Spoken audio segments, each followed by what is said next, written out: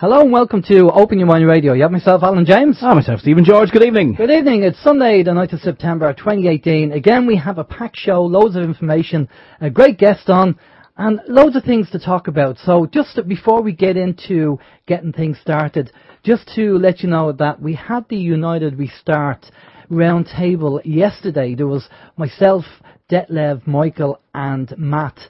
And we had a great chat about 9/11 because obviously 9/11, the anniversary is in a couple of days' time. And we're talking about 9/11 and we're talking about a number of other things as well. So if you didn't get a chance to tune in yesterday to the round table, if you pop over to unitedrestart.org, that's where you'll find the podcast. You can have a listen to that, download it, wherever, put it on your MP3 player and listen to the four of us have a chat about bits and pieces and things that went on. Right, okay, now our guest who's on the show tonight is a lady called Beverly Nation, and I've watched a couple of Beverly's interesting video casts, and we've asked her to come on to have a chat with her about things that are going on at the moment. So we'll be talking to Beverly in a few minutes, but before we do that, let's find out what the communication channels are. Okay, communication channels, folks. The communication channels are email info@oymireland.com, by phone 046 927 1212, and you can also contact us direct through the OYM chat room. Thanks very much, Mary. Yes, the OYM chat room can be found on the website. That is oymradio.com. You will see the link for the website. And if you have registered and you have your username and password, you can log in there and you can ask questions for a guest, Beverly Nation, this evening. A lot of friendly bunch, a lot of the bunch have already logged in, so a big hi to them. Waiting on a few more. But I'm sure it's going to be a great old banter going on in the room this evening, so we're going to watch out there for the questions. Also, peoplesinternetradio.com. We're streaming over there also, and we're going to be monitoring your chat room for your questions also. And likewise, a big hi to all of you. On our own website there, you will see the links for the Skype, the anti-social media, Facebook, Twitter, and the MeWe. As we mentioned before, we are on the MeWe platform, so anyone who's looking for an alternative to Facebook, you can navigate over to MeWe, set up an account, and you can be one of our buddies over there. We also have the phone number if you want to ring in, 046 927 1212 from Republic of Ireland, or outside Republic of Ireland, it's 00353 469 27121. I think I'll have to get you a new set of teeth. I'll just get the old ones fixed. I can't afford new ones. Okay, info@oymradio.com is the email, and if you want to drop us an email just to say hi, if you're maybe new to the show, let us know what you think, or if you're a long time listener, just let us know what you think and maybe where you're listening from. And last but not least, on the website there is a link to the TuneIn Radio Link app, and that is a free app that you can stick on your smartphone or your iPhone or your tablet, your laptop, your PC, whatever, and you can listen to us all day, every day. Alan. Brilliant stuff. Right, let's start off with some local news. In the Independent.ie, they mentioned that the headline was, "We are absolutely devastated. Rachel Allen confirms son Joshua arrested over 30k drugs seizure." For people who don't know, Rachel Allen is a celebrity Irish chef, a female celebrity Irish chef, obviously over here. And the actual article says, "The son of TV chef Rachel Allen faces a Gardaí investigation after he was arrested following the seizure of cannabis worth almost €30,000. The seizure followed a Garda raid after a joint Garda revenue operation when a customs and excise officer at Portlaoise Mall Centre became concerned about a parcel destined for a specific address in Cork. In a statement, Rachel Allen said she was absolutely devastated at the detention of her son Joshua, 18. The chef said the family were issuing a statement purely because of the frenzy of inquiries in relation to Joshua from the media. Sorry. He has been arrested on suspicion of possession of drugs, marijuana, with intent to supply them to others, she said. Now, you know, I know it's 30k of marijuana. And, you know, it's a plant, and we've talked about this before.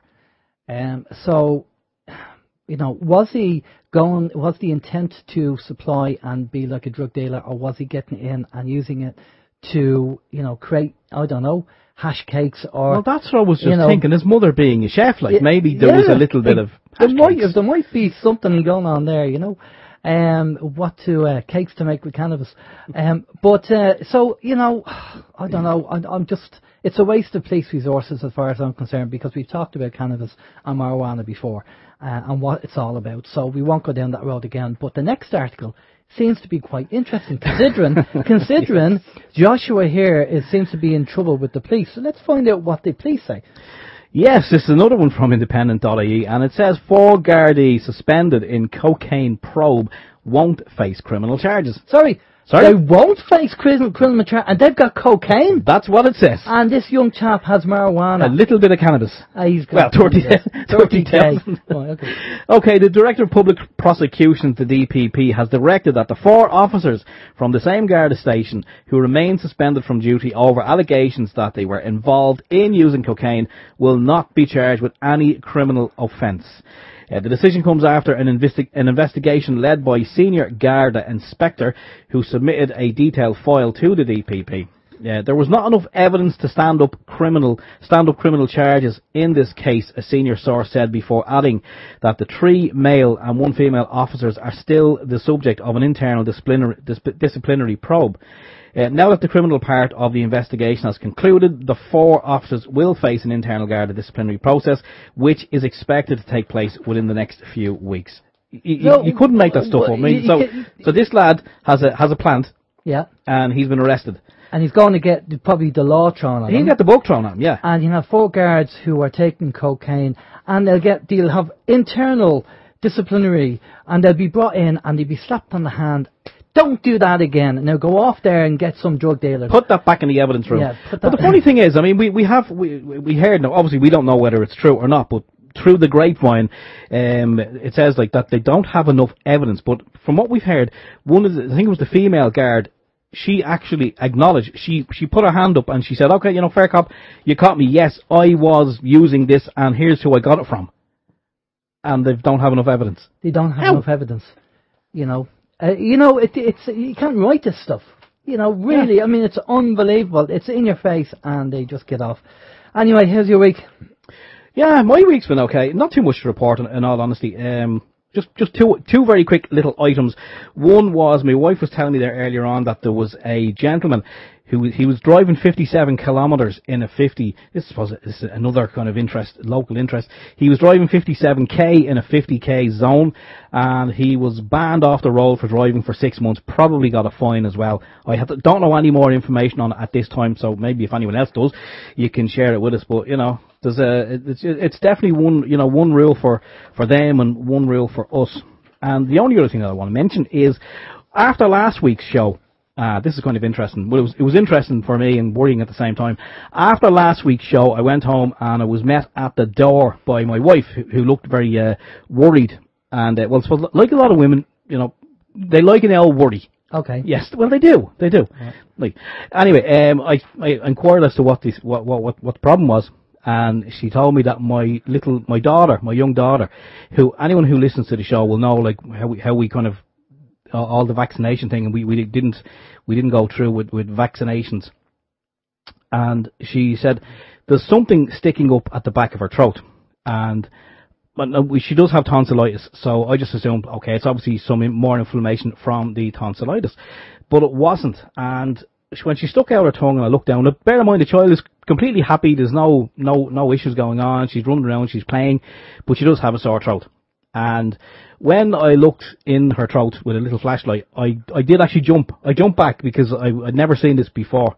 And it looked like a small pink Pringle. You know, the shape of a Pringle crisp? Well, you showed me the photo. I showed you the photo, yeah. So we're looking at this and I'm going, what the hell is that? And she says, yeah, I'm really sick about it. She said, I'm after looking up on Google. And she says Google seems to be saying that it's an inflamed epiglottis, and she showed me the article. So I read this article, and it said that it can be fatal, you know, because if it kind of inflames too much, it can block off the windpipe, and you know you're kind of playing with time. Then you have to get straight to the emergency room, and you know if they can do something there, it could be an emergency. I think it's a tracheotomy, was the operation. So we're panicking at this stage, because she then showed me another article where it says that if you have the HIV vaccine, then this won't occur. So before we kind of burst into full panic mode, we've done a little bit more searching about, and I found an article that said even if you have the HIV vaccine, this can occur. But again, it can be fatal. So we're in a state of panic at this stage. It's full-blown panic. So we rang the local hospital and we spoke to someone there, and they said, bring her down straight away. So we brought her down straight away. And it was one of those journeys where it's like a half an hour of a journey, and it felt like an hour and a half. It was, no one spoke. The child's in the back of the car and she's playing with a doll or whatever she was playing with. And I'm in the front thinking the worst. My wife was sitting beside me thinking the worst, and neither of us are saying anything to each other. We eventually got in and went in. She was seen by a nurse and said, doctor, we'll see you shortly, go back out and wait, which we did. And when we went in to see the doctor, she obviously with the throat, she examined her head, she examined her feet, her abdomen, all over, and the last place she looked was the throat. And then she seen it, and she just said, oh, that's completely normal. I've seen this 100 times, she said. And the kind of the amount of relief that actually came over us then, it was we were close to tears, you know. But I suppose the whole moral of my story is that sometimes Google is great, and you will get a lot of information on it, you know. But sometimes you can see stuff and it can frighten the bejesus out of you. And I think, you know, everything should be approached with a level head, because as Alan says from time to time about the truth in a barrel full of lies. And I suppose Google is the same. There's a lot of people out there who will put up information, and whether it's true or not, they obviously perceive it to be as true, but it may not be. And their truth. It's their truth, yeah. And we need to use discernment. And, you know, although we're into alternative therapies and homeopathic and all this, sometimes you just need to go to maybe a GP just to have them say that's completely normal. Anyway, so that was it. Worry over. It's still there. And I should have actually maybe put a link to the picture, but I didn't. But if anyone is wondering what it looks like, just go on to Google or any other search engine, I suppose, and type in inflamed epiglottis, and you'll see what it looks like. It looks like a little alien or something, or a Pringle. Anyway, there you go. My week's done. How's yours? Yeah, not too bad. Before we bring Beverly in, just a couple of things. We just had an email in from Jeff who said that, hi Alan and Steve, I often get your show on the Paranormal Radio app, paranormal.talkstreamlive.com. Your shows are running 24/7 on this app, so perhaps you should mention it. There you go. There's the mention. We don't even know. I mean, there's radio stations out there who are playing our stream 24/7, and we don't even know they're doing it. So thanks a lot for all the radio stations that are doing that. Right, okay, just a couple of things before we bring Beverly in. A second person who I know who's interested in running in the local elections made a statement during the week that I just hung my head.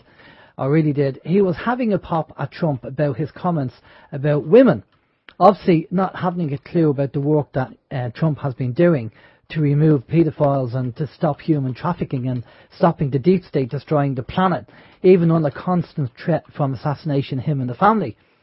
Another person who's also trying to get people to vote for his party a few weeks ago posted up on FB that we should have mandated vaccines in Ireland. And, you know, it's unbelievable that these people want to get into power and this is their thinking. You know, they're not checking the information out and they want to mandate vaccines. It's very worrying, and these people are supposed to be fighting the system, and yet they are falling for the BS that the media is putting out without doing any research or fact-finding. That's why when you go and vote for someone, you really need to make sure that they get it, that they really should know what is going on, or at least are willing to challenge their belief system. It's very important, and I just hang my head when I see people wanting to stand up saying, yeah, I want to go into politics, I want to fight the system, and then you turn around and start having to go with the likes of Trump and saying that they should mandate vaccines. You know, it just, I don't know where we're going to go with this, really, with the whole thing. I really don't know. Anyway, answers on a postcard, as you say. Now, over the years, we've got a couple of queries from people saying, how did OYM start?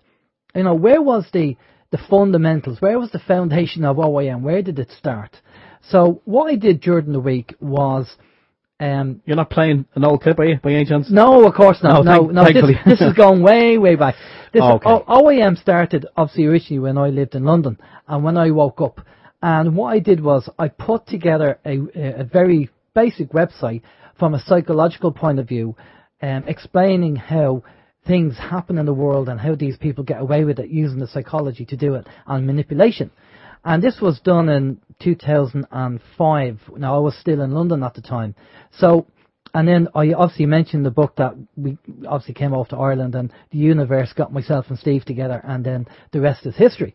So what I did was, as my first venture in kind of writing an ebook, I put it all in an ebook and a PDF. So if you go to the front page of OYMradio.com, the PDF is there to download, and you can actually see the initial Open Your Mind graphic, which was kind of a jigsaw, and then the information that I literally had on the website. The only thing that's changed is I corrected a few spelling mistakes. That's all. Everything that was there is there on the ebook. So if you want to have a read and you're bored sometime, download it and have a read of the PDF, and please give me some feedback. It'd be great to get some feedback on what you think of it. But as I said, it was done in 2005, and I only had woke up. I was only awake for a few years, so I was still learning, and loads of things I didn't know. But the fundamentals are kind of there to the whole kind of idea of keeping an open mind, which is good to see going back to that time. So that was interesting. So it's on www.oymradio.com. Go to the front page. It's there to be downloaded. And the last thing on the list is that there's a lady I know who was going to the Open Minds conference because myself and Steve were going to do the talk. Unfortunately, due to family commitments, she can't go, and she has a ticket for 3 days. So she said that if anybody wants to buy it, the ticket is over €100, as people know, but she'll be happy to sell it for around €80, our nearest offer. So if you're interested in buying the ticket for 3 days and you want to discount the ticket for the 3 days, send us an email at info@oymradio.com, and we'll pass you on her details, and then you can talk to this lady and sort it out between yourselves. Right, okay, without further ado, we're going to get our guest on. Looking forward to speaking to Beverly about all the things that kind of go on a celestial level, a universal level, because there's a hell of a lot going on.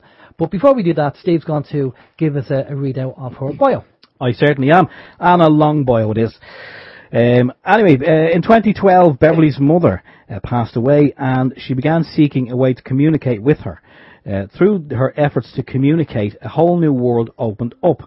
She learned she could see, hear and feel spirit communications. She learned she was an intuitive empath and starseed with a mission to be an energy healer and a spiritual leader. She began reading hundreds of books on quantum physics and energy healing. For 2 years she listened to spiritual channelings on YouTube, almost 40 hours a week, as my day job. Then she connected with Infinity. Infinity is the monad of our universe, who created everything in our universe. Infinity was created by source energy. Although Infinity is non-gender, she feels her as a female energy. She came to her personally as a light being hovering next to her head or bed. Her life began changing rapidly after that night. Infinity and a group of Arcturians began teaching her a new healing modality called the energy transfer reset. They told her it was the most powerful form of human healing on Earth and was given to us for ascension to the 5th dimension. She is part of the 143 Oversoul group. This Oversoul group includes the Cryon and the Ra collectives. Lee Carroll channels Cryon and Ra gave us the Law of One teachings. She is a spiritual teacher, energy healer, channeling medium, and and law of attraction coach. She holds a master's degree in psychology. I have taught children and adults for over 20 years. Beginning in the fall of 2018, she started hosting a call-in show called Benevolent Beings. It will be available on Sirius Satellite Radio, iHeartRadio, and other networks. Fantastic. Good evening, Beverly. How are you doing? Hey, I'm great, guys. How are you? Not too bad, not too bad. Thanks a lot for coming on. You have a lot going on there. Is there anything else you want to add to the bio before we get into the subject matter? Oh, my goodness. I don't think so. I think that's plenty right there. I like the Masters in Psychology. We could really go down that road and talk psychology. I like that. Yes. That's my favourite subject, that is. Right, okay, well, this healing modality that you have, that's quite interesting. Let's start off with that. Tell us all about that. Sure. Well, it was back in the spring, I was listening to a YouTube video, and a gentleman stepped up. He was standing in front of a small group of people, and he said, I'm going to do an energy transfer. And I didn't know what it was. He didn't really explain it. But as I'm listening to him, I suddenly just start shaking and get very emotional. And so I knew right away that, okay, my spirit guides, the universe is trying to get my attention. And so over the course of the next few weeks and months, I began, the Arcturians actually began giving me this healing modality called the energy transfer. And it's not exactly what this gentleman was doing in the YouTube video. It's sort of a hybrid version of that. But basically what happens during the energy transfer reset is a team of spirit beings remove all of the low frequencies, any frequency below the fifth dimension that we are holding in our physical bodies, in our energy field, and in all of our timelines. And all of these low frequencies are removed. And then what happens is we have the capacity to begin healing on quantum levels. Energy medicine has already proven that many illnesses and diseases stem from blockages of energy in our body. So when all of these blockages are removed, all this density is removed, the person begins awakening spiritually. We've had reports of Kundalini awakenings after the ETR. People begin talking to their spirit guides. They have many different forms of physical healing that begins. And the body, our human bodies are already programmed to heal themselves. But we do have to clear out these energies. And so that's what the energy transfer reset does. It takes anywhere from a few days, and it can take as long as 8 weeks for this transfer to complete. And then once that is done, the soul is reset back to the pure state. When we were very first created by Source, we were in this pure state. And when we started incarnating and going through all of the challenging life experiences and all of the timelines that we create, we begin generating low frequencies from our emotions, right? From sadness, anger, depression, all of this generates the low frequencies. And so all of that is held in these timelines and causes all kinds of problems for us and keeps our frequency low too. So the energy transfer reset is not only helping individual people, but it's helping the collective, all of humanity, to raise our frequency and to help with ascension. So this is a healing modality that was given to us this year for the ascension to 5D, and we now have over 300 practitioners that are trained, that are out across the world, really in all different countries, that are beginning to work with different clients and groups to facilitate this energy transfer reset. It's interesting that you said about the blockages with energy, because myself and Steve are trained energy healers regarding the Pain Genie, which is a device that we use to help people and heal people. Now, the body is capable, obviously, of healing them itself. We don't need external tools to do that, which is correct. But for people who aren't aware of that or don't have the knowledge of how to do that, the Pain Genie is a kind of good way to start them off, to educate them to that, to get them more involved in healing themselves. which is very important. What it sounds like, what this the energy transfer reset sounds like, it's probably it sounds to me a bit like the QHHT regression sessions where, you know, entities and walk-ins do happen to people, and basically it's a way of clearing these where they attach to the body, and it's a way of clearing them down. Would it be similar to that? It is similar. It's very similar, although the QHHT does not clear all the timelines. So we have got literally, you know, we've incarnated hundreds of times, and every time we make a decision, we create a new timeline. A timeline is a new set of potentials. So if you're driving to work and you decide to go to take a right turn instead of a left to get to your office, you've created a new timeline, and you've got a new set of potentials. And whatever happens on that timeline, you begin generating frequencies. Let's say somebody cuts you off in traffic, and suddenly you're very angry, or you know, you have some sort of emotional reaction. You're generating these frequencies, and then those are held in that timeline. You know, nothing goes away. Energy cannot be destroyed, and we're always creating these frequencies with our mind and our emotions. So the ETR clears the timelines of all of our incarnations, and even what's held in our Akashic records, which is the record of our entire, you know, history of when we were created. So that's the slight difference between the QHHT and the ETR. Okay, that's interesting.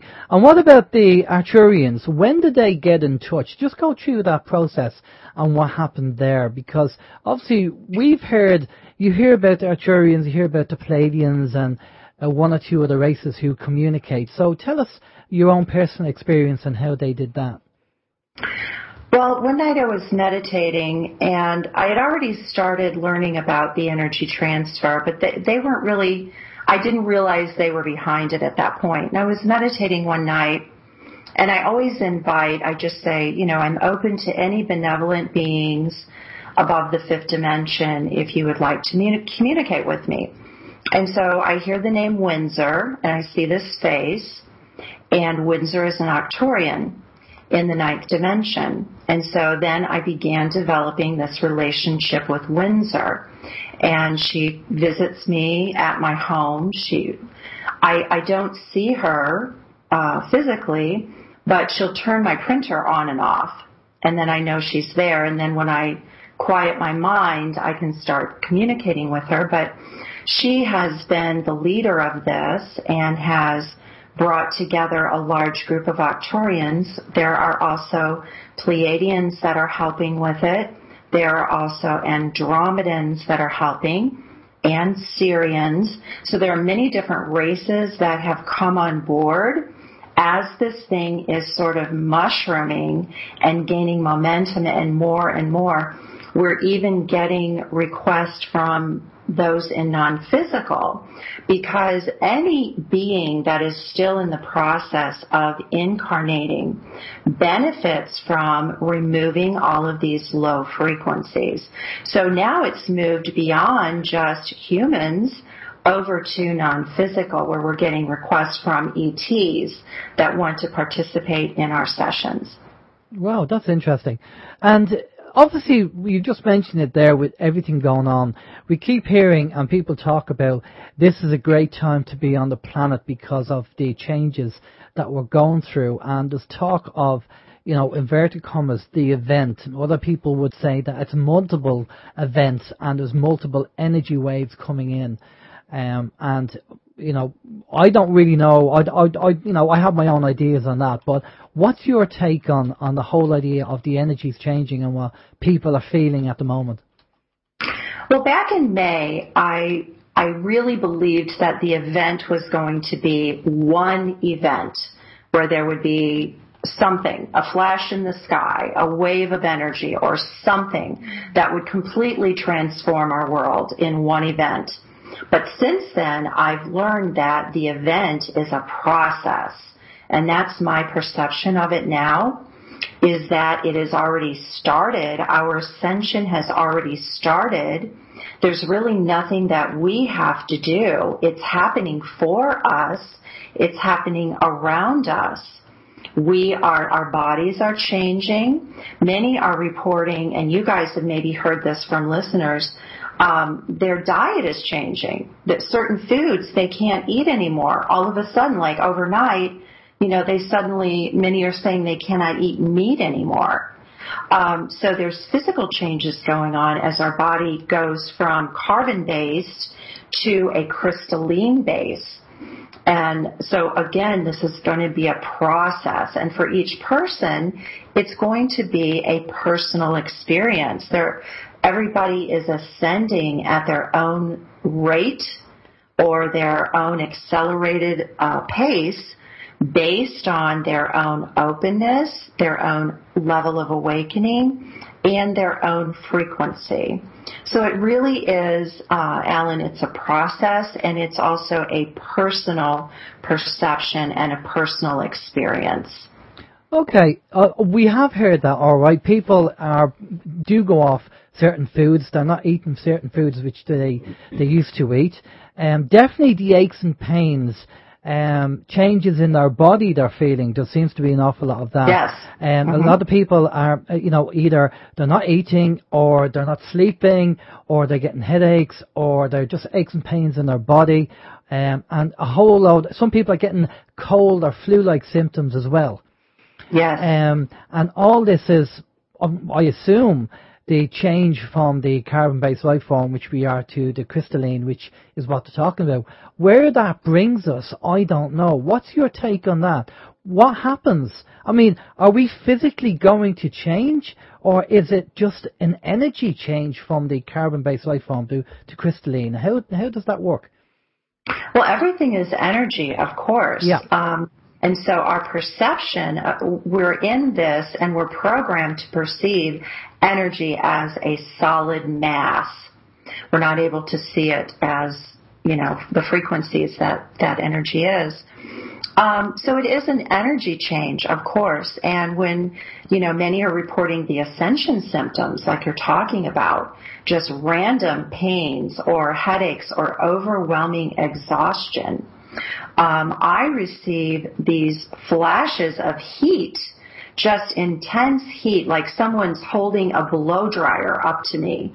And so, we've got these incoming waves, and this is all changing our body. Our DNA has to be completely changed to change our body. So you can only imagine what needs to take place within our bodies to completely change over to a crystalline basis. Do you think this is going to happen in our lifetime, or is this going to be, this whole energy or this whole event is just a process over the next, say, 1,000 years, and we are just at the beginning stage of it? Are we going to see it, basically the new Earth, before we pass over, or is that just something that's going to be way down the line? I do believe, and everything that I've studied, the resources that I have, first they were saying 10 years, up to 10 years, the next 10 years, but I've even heard recently that could be reduced to 6 years. So yes, it is going to be in our lifetime that we are going to see all of these monumental changes, not only in our world in terms of disclosure and, all that is involved with disclosure and the government, the Illuminati, the Cabal, all of that, but then all of the changes within our body and our own perceptions of what we're going to be able to experience in the new 5D new Earth. It's going to all change. But I do believe it will be anywhere from 6 to 10 years. Okay, well that's good, because what we try and say here at OYM is about to get people start thinking in a 5D way rather than the 3D. The 3D being competitive, being all about selfishness and materialism and all that kind of stuff. Move away from that and go more into 5D. Now, our conscious level is obviously rising as we wake up. And we wake up and realize what's going on in the world, and all this information is now coming out, and it's getting faster and faster, and the mainstream media are beginning to report on all this stuff. But there's still going to be a divide between the 50%, the people who are over 50% who are service to others, and the people who are under the 50% who are service to self. What do you think is going to happen there? Well, I think it's very obvious that mankind as a whole is moving into service to others. I feel it. I see it. I see it in people that I know that are just embracing a more loving, open, accepting sort of mentality. You know, the psychology is changing. And I do believe that this is also evidence of the ascension in progress right now, that people's psyche is changing, and we're all moving into the service to others mindset, which is the fifth dimension. You know, we're going to be more telepathic, and we're going to be sharing, we're going to be taking care of each other. And so I think it's already started. Yeah, I think it is. And I was watching a video earlier on with Elon Musk, and funny enough, he actually turned around and said, love is the answer. And, you know, yes. I think we can all agree on that that's such yes. a high energy, that love is the answer. If we were to have a crystal ball and we fast forward 6 years, what would you like to see if the 6 year period happened and you can see it in a crystal ball? What do you see in that 6 years regarding the new earth and what's going on? Well, what I would like to see, and it's difficult to predict because everything is potentials, yeah. right? Yeah, windows of opportunity, yeah. Yeah, and so we cannot predict human behavior and free will. Mm. But what I would like to see is, you know, everything out in the open in terms of the financial system that we've all been subjected to, the currency reset, you know, have that already in the history done and over. The awareness that ETs are already living among us, that our governments are protecting them, you know, that they're living on military bases in the United States. That knowledge being widespread, the dismantling of the pharmaceutical companies and all that they have programmed people to believe, and then just a continuation of this love frequency where we are all, again, moving into this mindset where we're going to take care of each other, and there's not going to be this disparity anymore between the haves and the have-nots. You know, there should not be children dying of starvation in this world. It's unthinkable, you know, so that all needs to be done away with, and it will be. Well, that's we hope that happens. Now, Dolores Cannon was well known, and she talks about she's a QHHT practitioner when she was alive, and she talked about the divide between the new earth and the old earth. And do you believe that there will be a split regarding people's energy? If your energy is high enough on a conscious level, that there will be a divide, and then the people who are just service to self and who will never wake up and will always have that mindset will be on a different earth, will be on the old earth? I do, and this is what I believe is happening. I think that the new earth as a template is coming down onto the fourth dimension earth. Okay, so it's an overlay, and those with the right frequency, the higher frequency, and living from love and heart-based are able to access that higher dimension, that new earth experience. And those who are unable to do that yet, for whatever reason, are still experiencing the old earth. But I believe that they are merging, and our experience is based on our own personal frequency.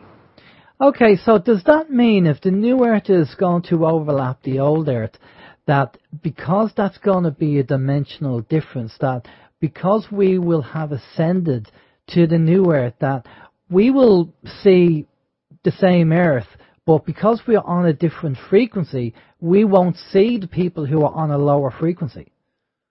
That is correct. Okay.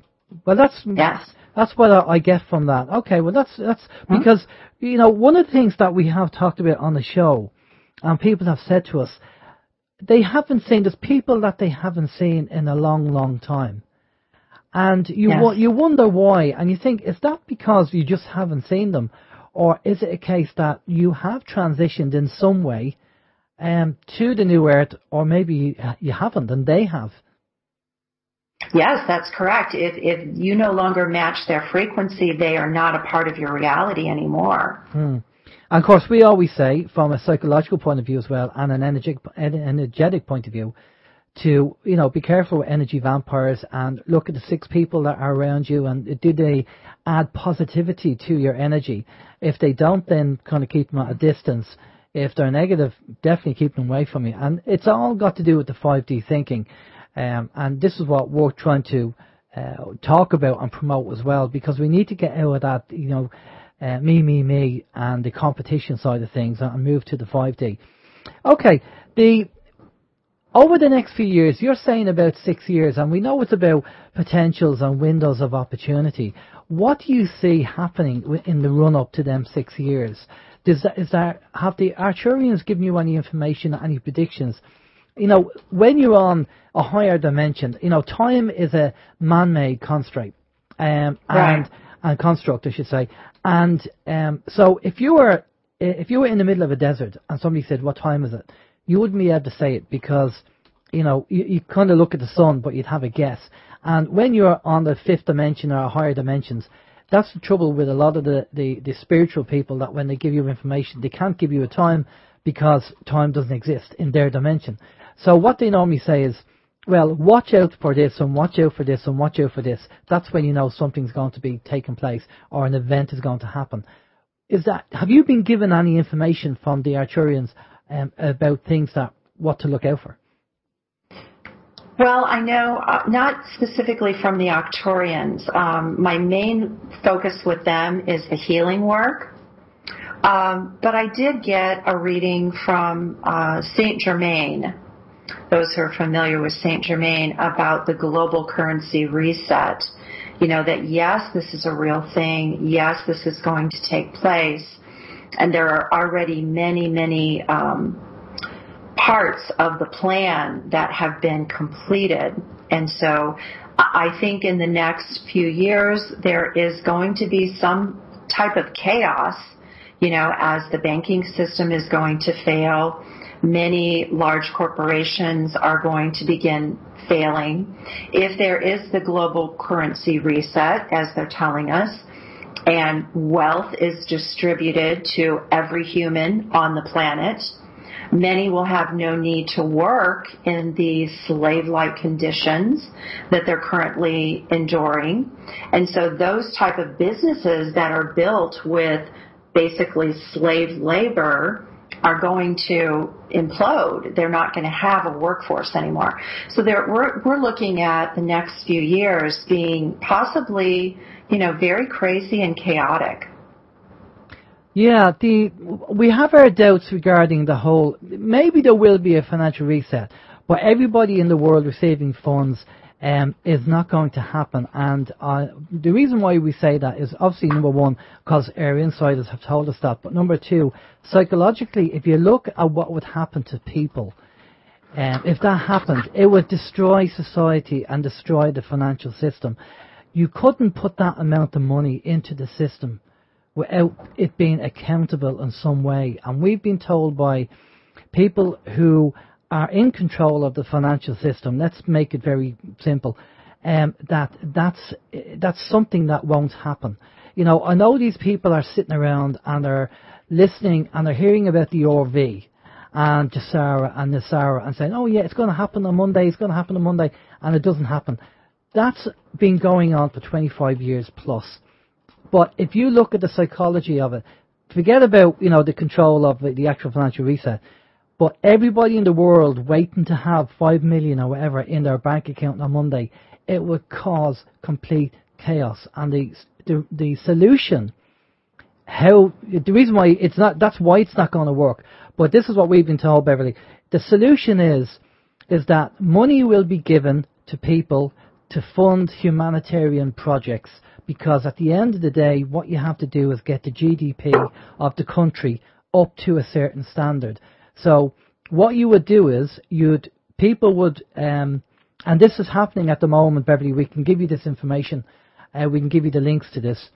If you have an idea, you have a group that you want to help in a humanitarian way, and you need money to finance that, you put a proposal in, and hopefully, if things go according to plan, and this is what we've been told, that you will be funded the money for your humanitarian project, and you can hire people who will do a job that they like doing rather than a job that they don't like doing, and they'd be paid a good wage to do something that they like. So, because we all have been given the talent, and there are things that we like to do, and if you can do something that you like doing and get paid for it, that's a bonus. So just imagine having humanitarian projects out there that you can go and get a job at something you like doing and you get paid for it. That way it brings up the GDP of the country, and obviously it brings up the financial system, and then the financial system is accountable. Flooding the financial system with vast amount of money is just going to cause major problems in society. And I mean, that's, if you know finance or understand finance, the financial game, that's what would happen. So that's why we've been told by our insiders that the RV, it's not going to happen. Is there going to be a financial reset?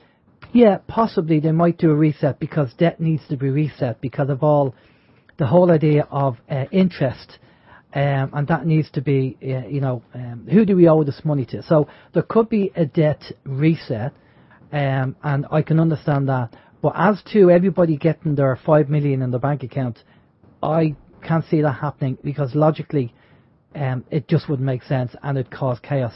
What's your take on that? Well, I understand your perspective. So my thought is, we do know that greed cannot exist in the fifth dimension. It's impossible. So how do you eliminate greed?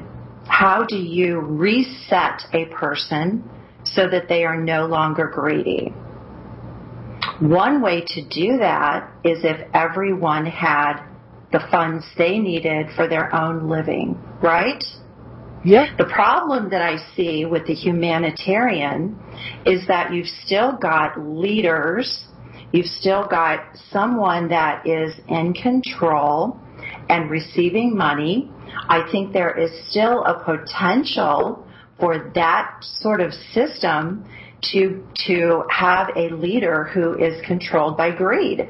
I saw that here in my state. Our own governor, who had, it's a charity called The Mission Continues. And so he was receiving hundreds of thousands of dollars in grant money from probably federal grants.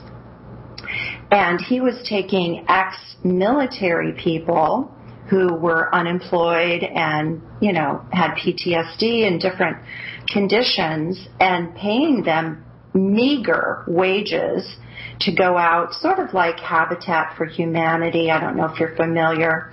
Go out and build homes for people or do different sort of community-based projects. And while he was receiving this massive funding from the government, he was paying these guys $100 a week. You can't support a family with $100 a week. And so this is another potential in a humanity-based system.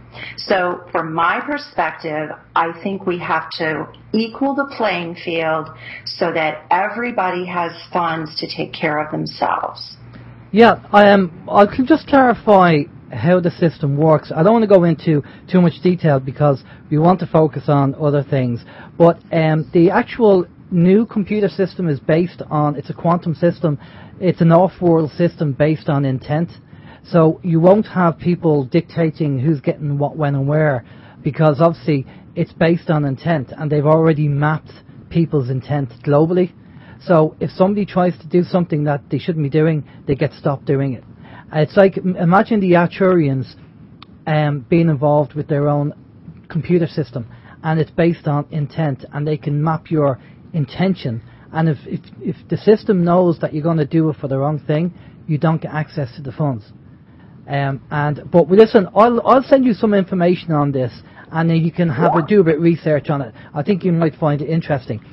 The other thing I want to get into, and I found quite interesting, and fair play to you mentioning this on your video podcasts.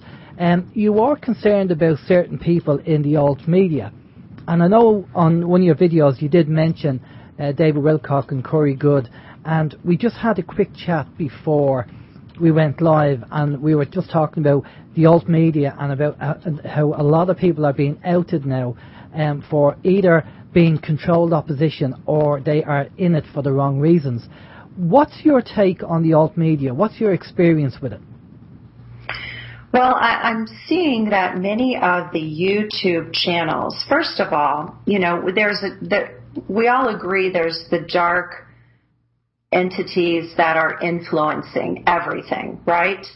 Yeah. And so many of these YouTube channels are being controlled and influenced by the dark entities, whoever you believe that is. Some say it's reptilians, you know, malevolent reptilian energy, whatever. So, you know, looking at some of these YouTube channels, you look at them and it's a computer voice. You look in the About section on the channel, there's nothing there. There's no website. There's no person that is stepping forward claiming responsibility for the information. So there's just so many of these already, and they're popping up, it seems like every week, with information on the event, with ascension, 5D. They know all the key words to use.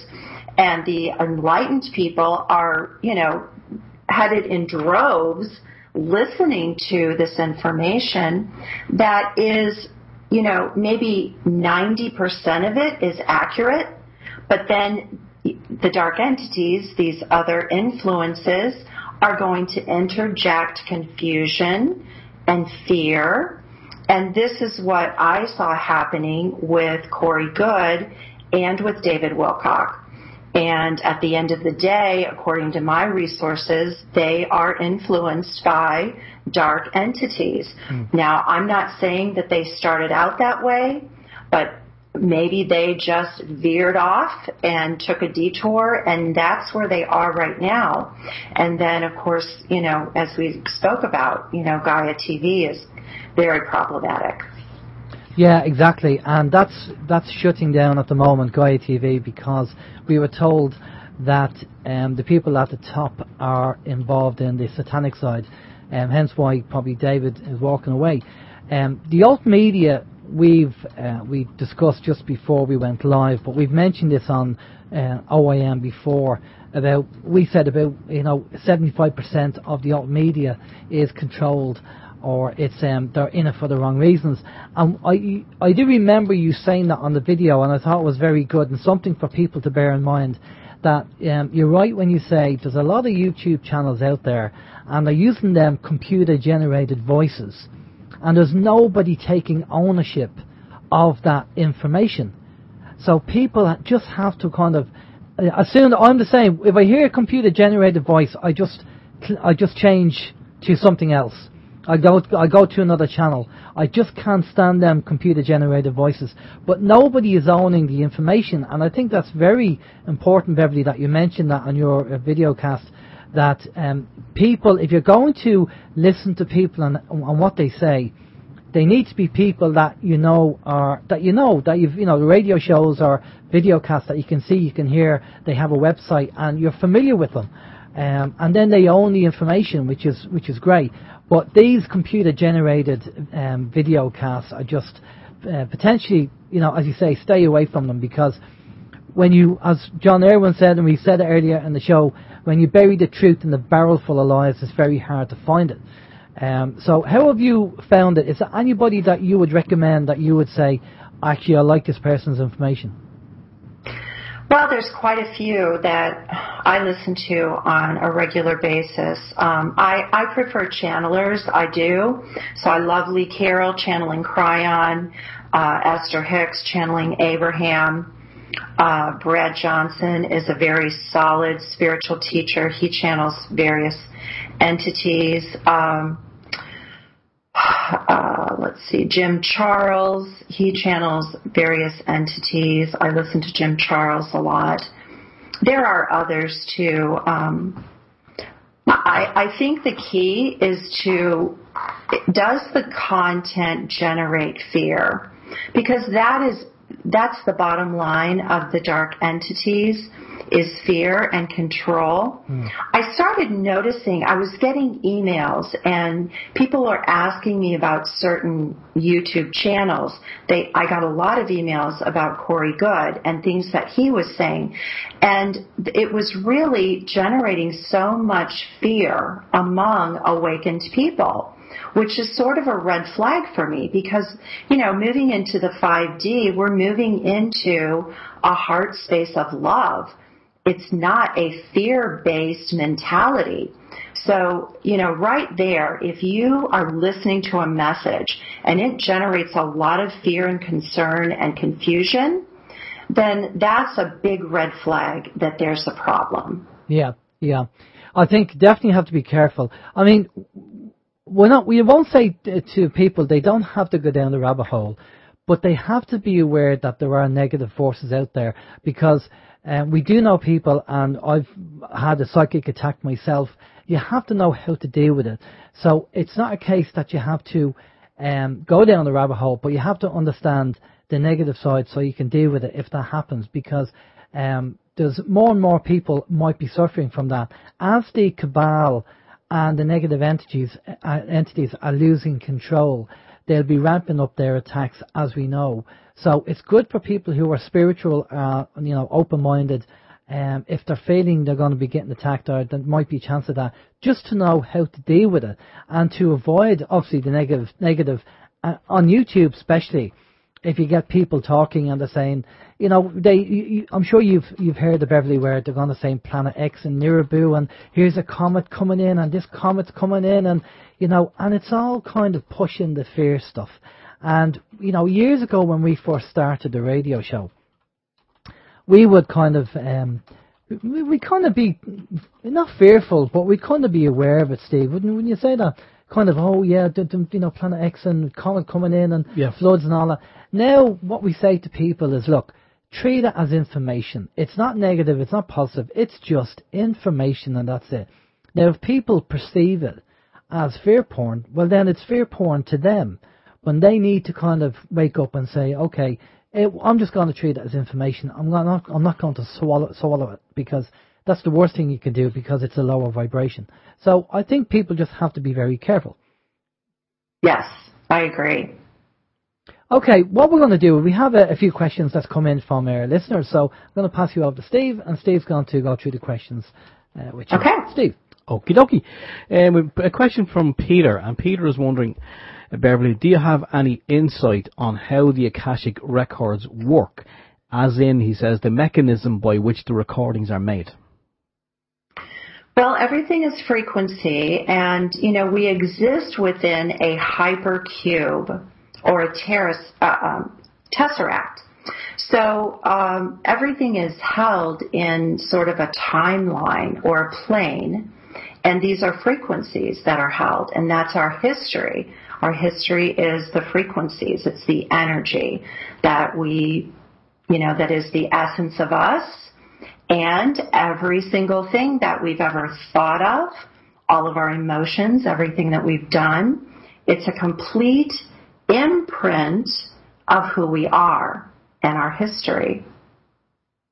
And that's my perception of the Akashic records. When you said it about what we think, what about if someone has a negative thought and they're aware of this, and so if they have a negative thought and they know it's negative, and then they switch it, they try and find, the people say every cloud has a silver lining. So what if they have a negative thought, as in an example, and you mentioned it earlier, if someone cuts you off in traffic, some people will get annoyed by that, and I mean, it has happened to me many times. I don't do it as much now, as I try not to. But if someone cut me off in traffic, you'd immediately go from from nice and calm 0 to 60. From 0 to 60, you kind of go from calm to agitated. And then I used to say, well, you know what, what's the point? You might give a toot at the horn, but then you kind of go, what's the point? They know they've done wrong, and sure, karma will look after them. So initially I had a negative thought, I suppose, and then I turned it into a positive. Does one cancel out the other, or are both recorded? Well, I learned this from Abraham. Esther Hicks channeling Abraham. Abraham says that if we think about something for 17 seconds, we create a frequency. So you do have a little buffer right there where you can initially think something negative and, you can get away with it. But after 17 seconds, you dwell on it, you're going to start creating a frequency. Then after 70 seconds, 70, you begin to create structure in quantum physics. So you're actually creating a timeline, a structure timeline, if you dwell on something for 70 seconds. So you do have a little window of opportunity to think negative under 17 seconds.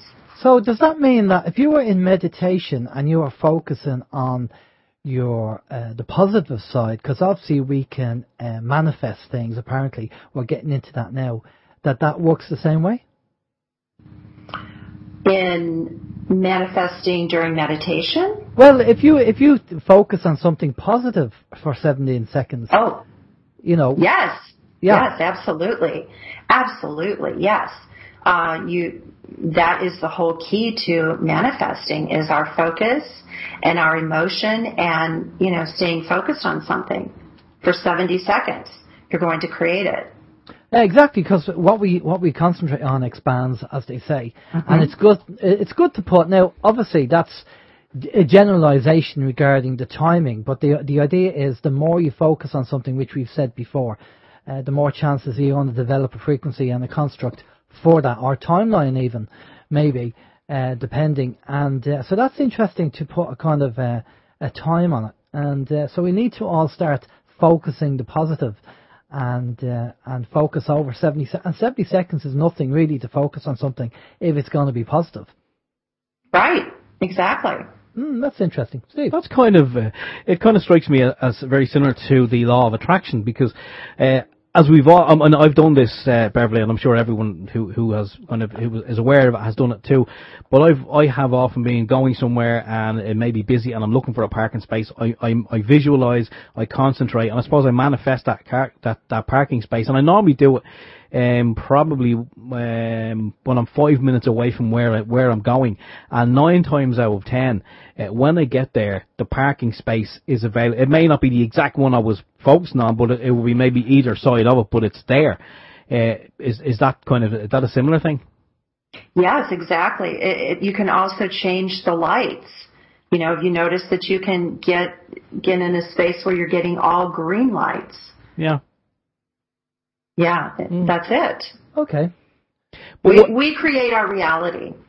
Yeah, and we have heard this many times before, but are there certain rules and guidelines when you are kind of manifesting or creating your own reality? As an example, if I was to go home and on next Saturday night the lottery is on, and if I do this before the lottery and I concentrate and that what numbers are going to come out and I'm going to win, will that work, or are there kind of rules where you can't look for money? Well, we can manifest money. I don't think that it's wise to expect it to come through the lottery. I personally believe that is a soul contract sort of situation, that prior to coming in, that person wanted to experience a lottery winning. And so that's what happens for them. People email me and say, oh, what are the numbers going to be for the lottery? My guides won't give me those numbers. That's not the way they want us to manifest. So we manifest by being specific about what we want and what we need. And then we also manifest by having the emotion.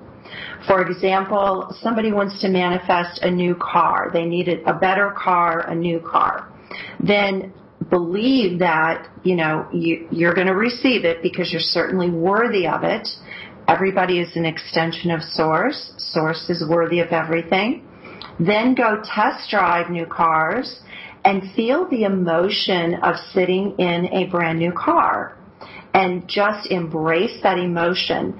And that emotion is going to send out the frequency that you feel this abundance, you feel this frequency of a new car. And then once you match the frequency, the car comes into your reality. Now, you cannot specify when it's going to come, and you cannot specify how you're going to receive it. Maybe you will get X amount of funds come in, and you can go buy the car with cash. Maybe somebody is going to give you a car. The universe has a myriad of ways that they deliver manifestations.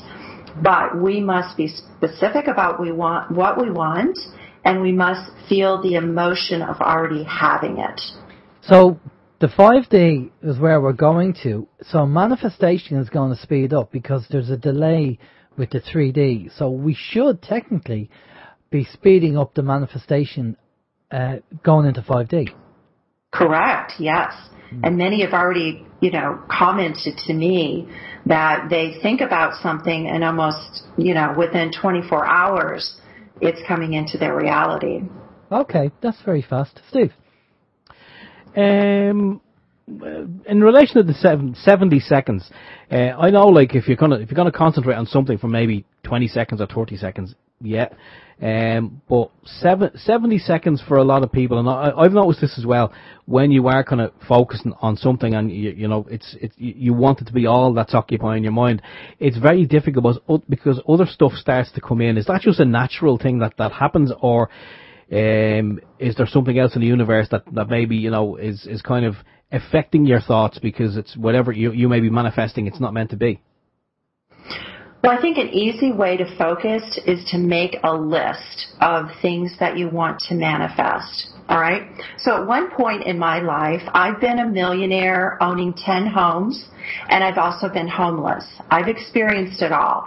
And when I was homeless, this was before I woke up, but I found a book on the law of attraction. It was written in the 1920s, probably the first book ever written on the law of attraction.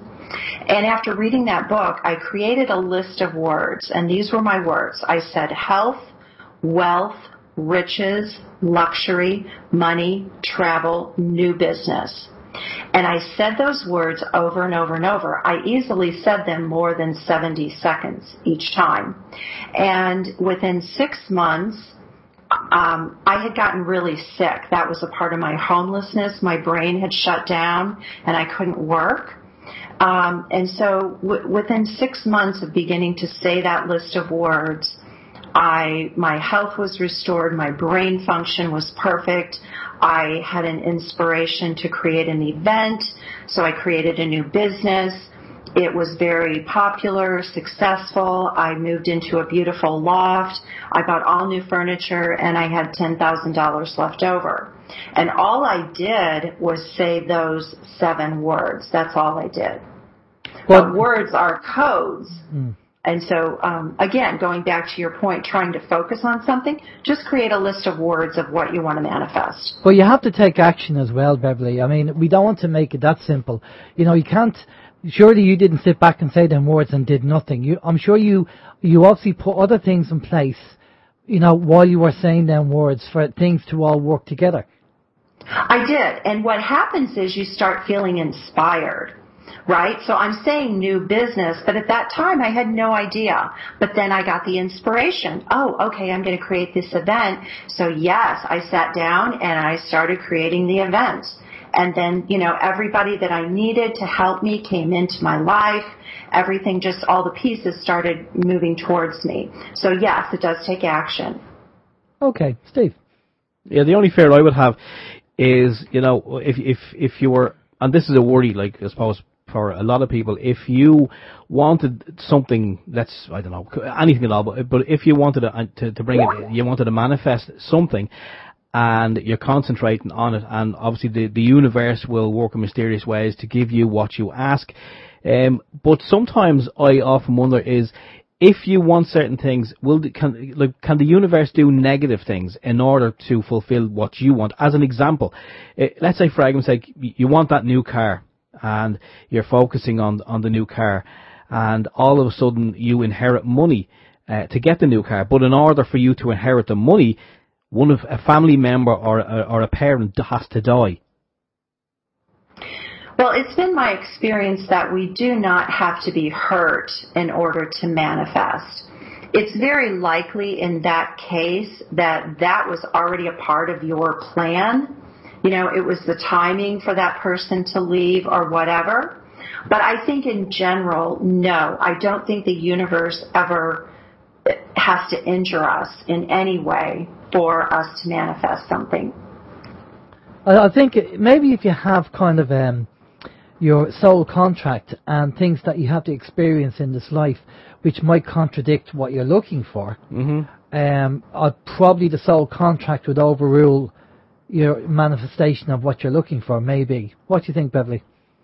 I do, and I'm a big advocate of removing your soul contract. Once you wake up, you don't need to live by this script that you wrote for yourself, right?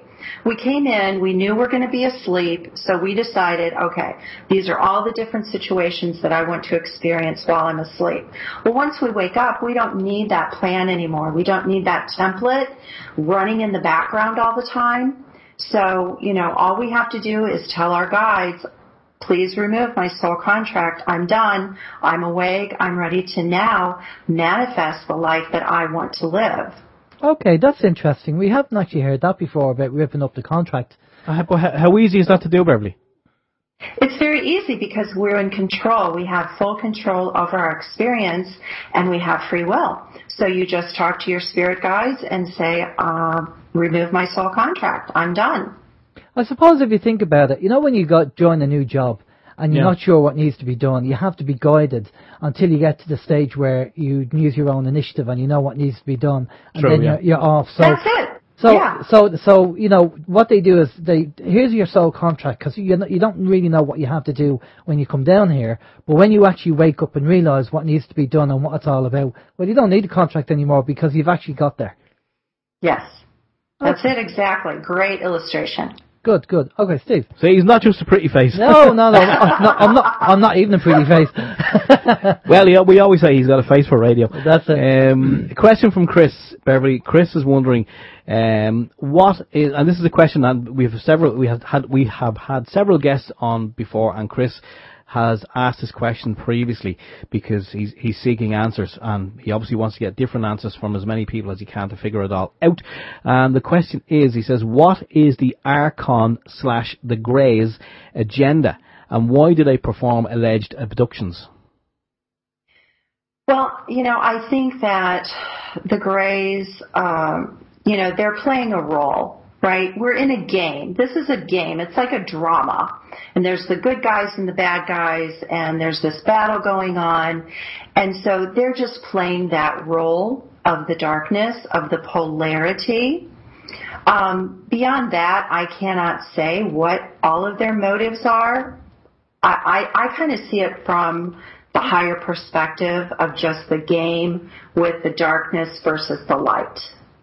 I was going to say, do you believe that when you get to a level of consciousness and awareness of what's going on, I suppose it's a bit like, you know, when you see a magician and you think, God, that's fantastic, how did he do it? And then they show you how it's done and you feel a bit silly thinking, well, I should have spotted that. So the fact that when we reach a level of consciousness and we know how the game is run, basically we know what happens, that it's negative entities and it's all materialism and everything else, and we're aware of it, we've woken up, that there's less chance of you being attacked because they know that you know the game. So there's no point in going after you. They'll kind of go after the people who are still in the matrix. Well, yes and no. I mean, I've had attacks. I've had friends who are spiritual leaders that have been attacked. It can still happen. We just have to be aware of it, and we certainly know how to overcome it and recover from it. But, you know, they're going to, you know, the guy whoever's the leader is the one that they're going to have their aim on, right? So it's still possible. Yes, it's still possible. But when we keep our frequency high, it's more difficult for them to be a part of our reality. Yeah. Just, don't give them any attention. Yeah, don't exactly. Don't do the 17 seconds and focus on the negative stuff. Let's keep away from that, Steve.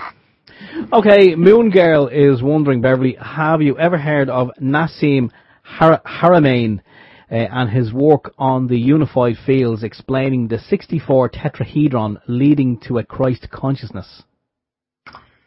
I don't know much about it. I've heard of the general concept. I don't really feel qualified to comment on it, though. I'm really sorry. No, that's a fair point. We would rather you kind of just say that you don't know enough about it, right? Because some people might kind of wing it, and we respect you for that. So thank you. Graham is wondering, have you ever heard of the Nadi (NADI) Nadi leaf readings from India, where allegedly the Akashic records are accessed to give a life reading? Well, I think the Akashic records exist in non-physical, don't they? Is he saying that they're in India? No, he's saying, have you ever heard of the Nadi leaf readings from India? I suppose spiritual people could do sand readings and flower readings. Over in India, they do leaf readings to get information from the Akashic records, yeah? Yes, okay. So I think there's many ways to access the Akashic records. I have not studied this particular leaf type of reading, but I think that there are, anyone who is able to connect with spirit, connect with their guides. The Akashic records are an open book to each of us. All of it is inside of us. Actually, the answers are inside of each of us. Our entire Akashic record is within. So when we go within, we can access that ourselves. Yeah, I think we're more powerful than what we realize. And it's about focusing on developing ourselves and our ability and not going outside, but it's all internal that we need to work on. Steve? Yeah, Beverly, next one from Dougie. Dougie is wondering, first of all, have you heard of and do you do light language? I know of light language. One night, actually, the Arcturians were here, and I was doing it. I was doing some sort of light language, but I've only had that one night that it happened for me. But light language, as I understand it, is a code. And so when I hear light language on the internet, I try and listen to it. And I've had I was listening to this young boy in Australia giving some light language and had a very emotional response to it that, it was crazy. I had no idea what he was saying, but my whole body just responded to it. So I know that it's very powerful, and I know that it is codes, and I know that it's beneficial for us. Yeah, no, because Dougie actually sent us over a sample there previously of the light language that he does, and I know, I think from what I can remember, he actually writes it out, and I think some inspiration just comes, and I think his hand just writes the stuff out, and he said that sometimes it's doodles, and sometimes there are words that just come out, and so obviously, I'm guessing that's kind of a similar thing. So there's obviously codes in there as well somewhere. Yes, exactly. Yeah, it's beautiful. It can be written. There's even I've had people that can sing. It's like a song. It comes out as a song. So it does have different forms, but it is a very powerful communication from non-physical to us in the physical realm. Okay. Yeah, Dougie just popped back into the chat there, and he said he speaks it as well, so I wasn't aware of that. So thanks for that. Okay. Where we go next? Tiger Boy was wondering, just a thought, but if we could manifest what we want, why are so many people dying of hunger? Well, it's complicated. And this is what the new earth is going to be, our manifestation, right? This is what the awakened are manifesting. And so we are moving into this world where no longer people will die from hunger. Children will not die from hunger. So it's something that we are manifesting, But there's not even time enough to talk about it on this show. We've been held and had different limitations in terms of how this game was played and certain things that were enforced that allowed people to starve.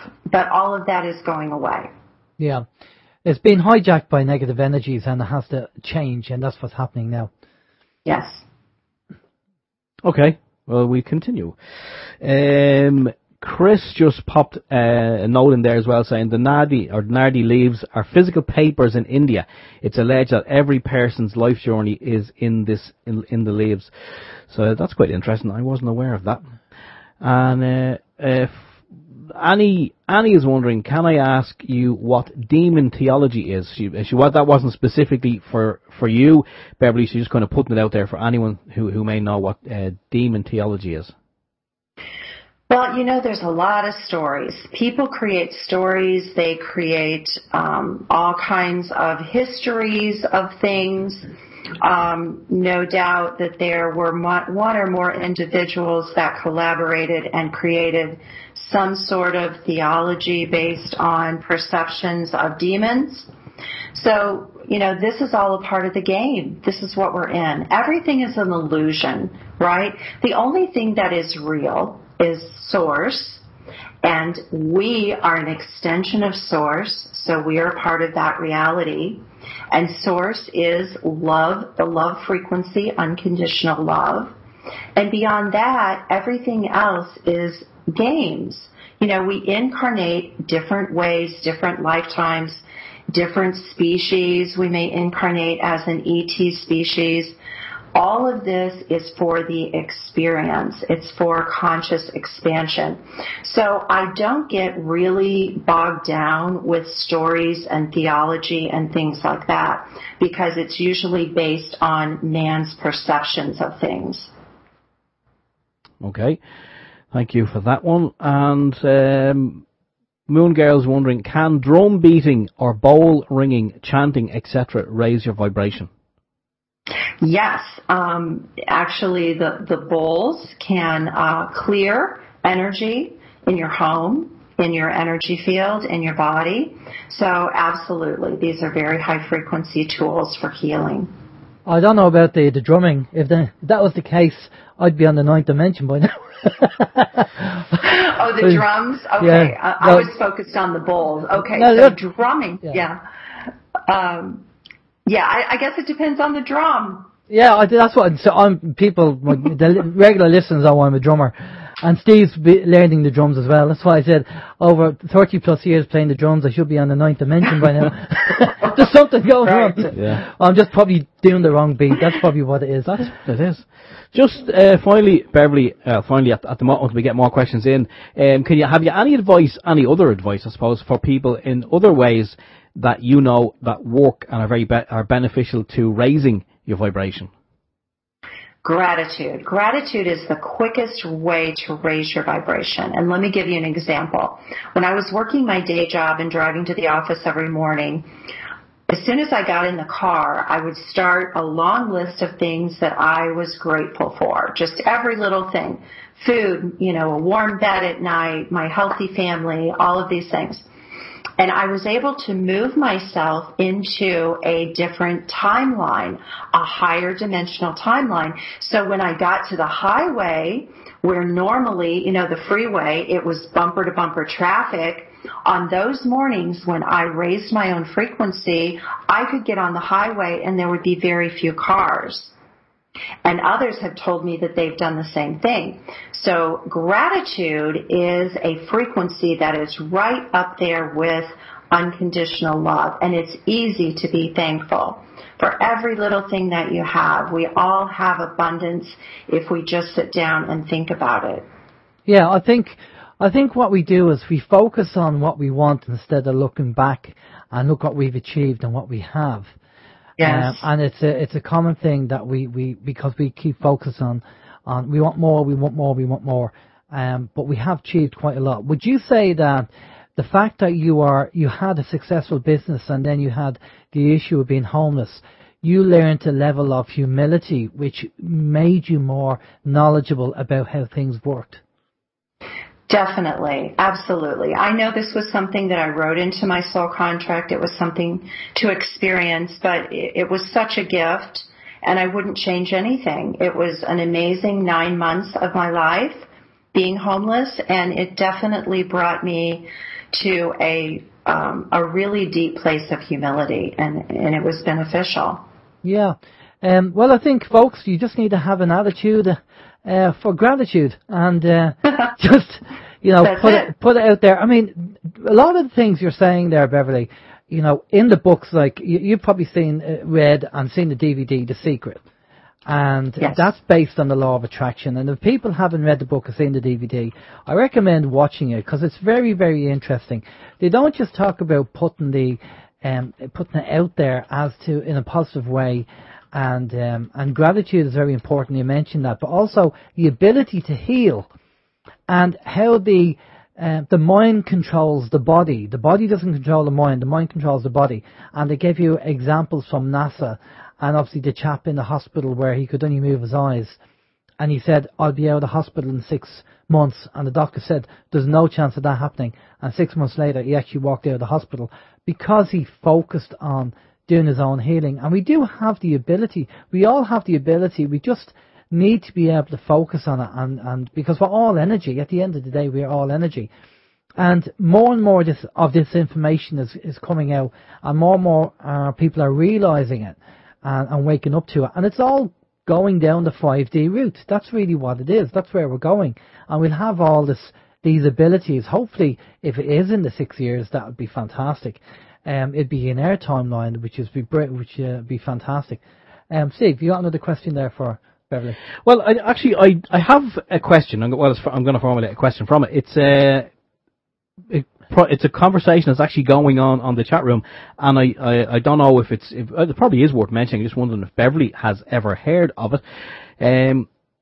But Peter was just mentioning that he heard from Walt De Silva that if you put seeds, if you're going to be planting seeds for a crop or whatever it may be, but if you put them in your mouth before you plant them, the plant will then give you everything you need to stay healthy. And see, that's from the book of Anastasia, The Ringing Cedars from Russia. Interesting. I've never heard of that.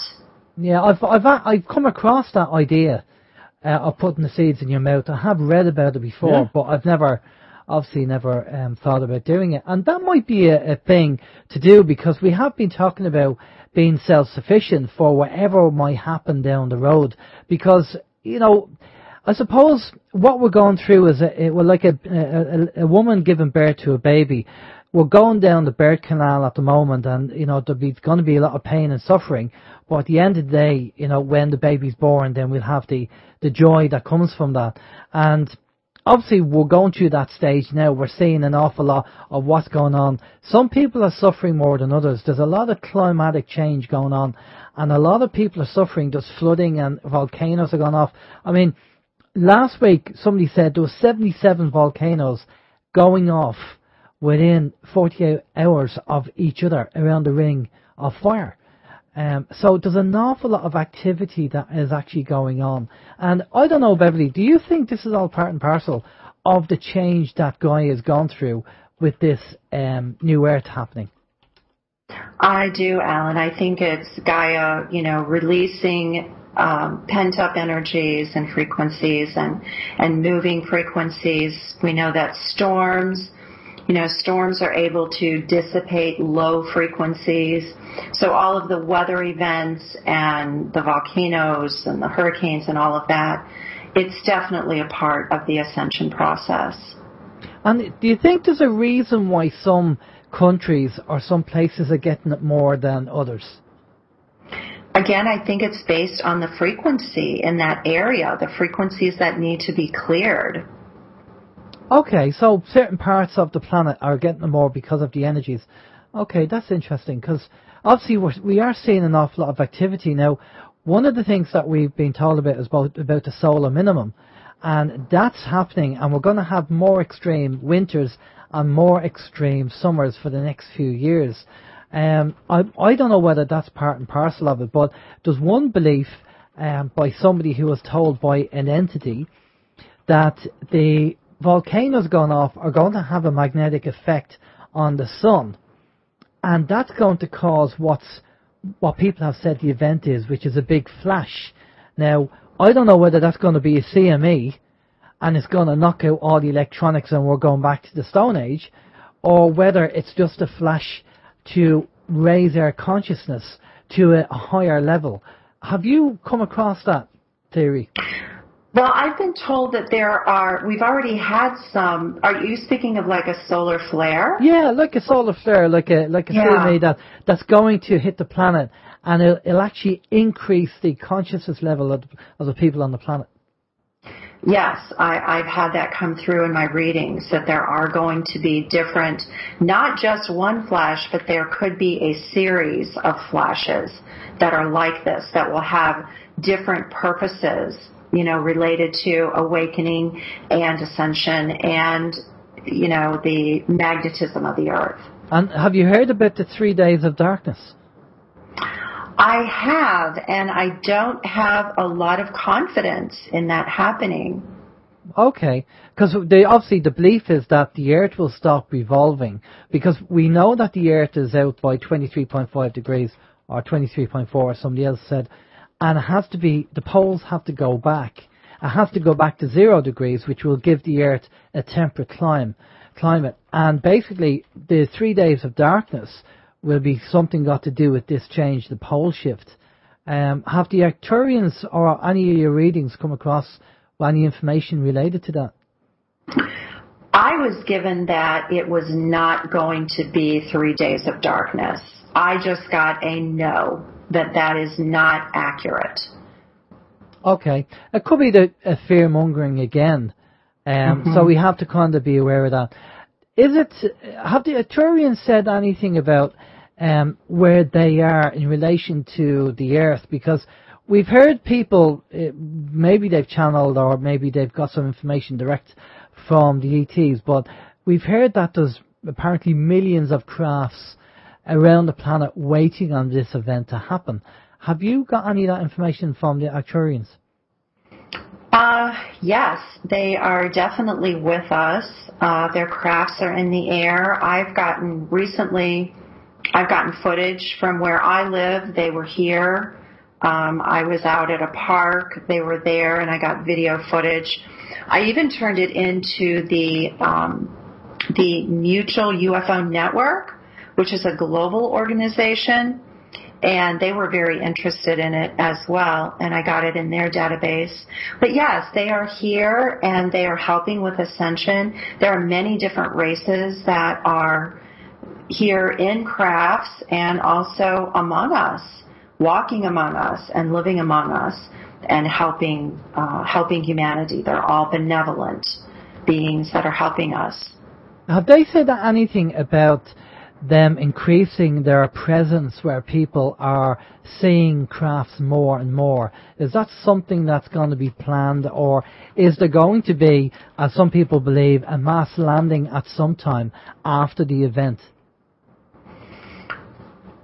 I don't know about the mass landing. I do know that their presence is going to continue to increase, and more people. It's going to be a slow ramping up of the awareness that they're here, and more people seeing evidence that they're here. I do not know, and I haven't channeled anything about a mass landing. I'm sorry, I don't know. No, that's okay. That's interesting. It just people's other opinions on it, Steve, you got more questions there for Beverly? We do. Beverly Joan is wondering, she has read that there are only 7 people in the world that have the same gift of that you have. Why do you think that is? Well, when I first started back in May, that is what they told me. However, that has changed. That's old messaging that may still be on the internet somewhere. I need to find that and change it, because we now have over 300 trained to do the energy transfer reset. But it must be done by someone who is a star seed. And what a star seed is someone that is currently living in a higher dimension outside of Earth on another plane, another planet. And so because they have reached that other dimension, they have this, let's just, for the sake of simplicity, a more powerful energy field because they're a higher dimension. They are able to facilitate the energy transfer reset. And so the star seeds seem to be the first that are awakening to this. And, if I talk to 99 people in a week, 100 people in a week, 99 will be star seeds. So it seems like the star seeds are waking up to this and being drawn to this healing modality. So at this point, there's over 300. Okay. Okay, just out of curiosity, are you on the fifth dimension now? Yes. Yes. And Okay. I've been able to access even a sixth dimension timeline, and I took video recording of it to prove it. I posted it on YouTube. Hot summer day, it was a couple weeks ago, I went to the swimming pool, the local pool here in my community, which is normally, middle of the summer, school is out. There was nobody there, absolutely nobody there. And my guide said, you've walked into a sixth dimension timeline. So I've got video footage of it. Excellent. Well, I just did a Skype upgrade earlier on. I didn't know that covered the fifth dimension as well. That's fantastic. I'm endorsing Skype now. Okay, serious question. Are we on the fifth dimension? Yes, my resources have said that the fifth dimension is here now, but the people that access these, aspects of the 5D where maybe there's not as many people or not as many people on the highway, whatever, it's just based on your personal frequency. Again, going back to that illustration of the 5D Earth laying down on top of the old Earth, and those who match the frequency are able to break in and access that timeline. Okay. But yes, it's here. Okay, if we were on 3D for whatever reason, would we be still able to hook up with you? That's a good question. No, I'm not being funny with that question. I'm just looking at it logically. And would it be possible that maybe, is it possible to have kind of one foot in the third dimension and one in the fifth? Because obviously myself and Steve have been doing this a long time, and their consciousness over the time has risen. So it obviously makes sense that we'd be probably on the 5D. Okay, we can accept that. But if we were people who are like, say a mainstream media, TV or radio personality who's stuck in the 3D, would he still be able to interact with you? No, Ellen, I think that you and Steve and I are all in the same frequency. I think everybody that's listening to the show, I think that we're all in the same frequency. We're all in the 5D timeline. We're in this reality now. Yeah, okay. Well, that's interesting. It was a bit of an anticlimax, I suppose. I was waiting for the fifth dimension, thought it was going to be like, something fantastic. I suppose, like, if anyone remembers Dionne Warwick and the Fifth Dimension, probably not. But I was kind of expecting like a fanfare and a feeling of euphoria or something. But if we're already here, it was a bit of an anticlimax for me. And you have to go back to work tomorrow. And I'm back in work in the morning. Okay. Right, okay, when you're in the time, you have more questions for Beverly? I have a comment and a question. In relation to putting the seeds in your mouth, Peter got back on and he says, if you put them in your mouth, your DNA is imprinted into the seeds before they go on the ground, so therefore they will know exactly what to give you. Okay, cool. Okay, and Dougie is wondering, what part does Beverly think the inhabitants of inner Earth will play in the ascension process? Well, I think there are benevolent beings that are living in this layer of our plane, and they are certainly here to help with the ascension. The Argonthans are one group they're living in the sixth dimension, but they're in this layer, and I know that they are here to help us. So there are also malevolent beings that are living in inner Earth.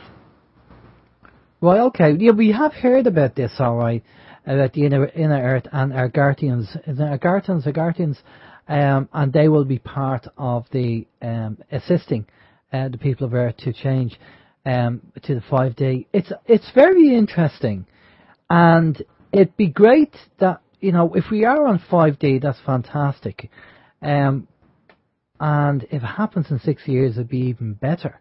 That's in our timeline. But we have heard this time and time again from guests and obviously on the internet, that the fact that we are here now in something that's never ever happened before, because the whole upgrade of the universe is happening at the same time. Or maybe Earth is unique because we're free will.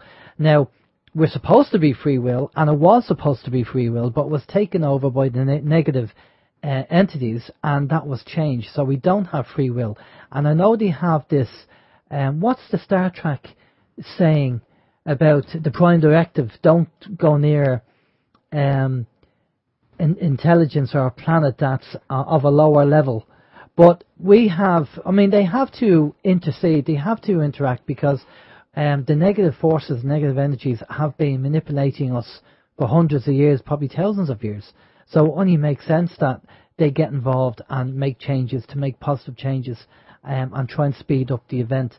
I suppose I was watching a video the other day, and there was a lady talking about the changes, and she said originally it might be 2020, then she said 2024, and then she said 2035. So she couldn't put a time on it. So I think the problem is that everybody gets information from their sources, but sometimes it can be so random. And that's the only thing. Everybody has their own opinion based on their sources when they feel something's going to happen. How confident are you with your contacts that they're pretty, spot on with the 6 years?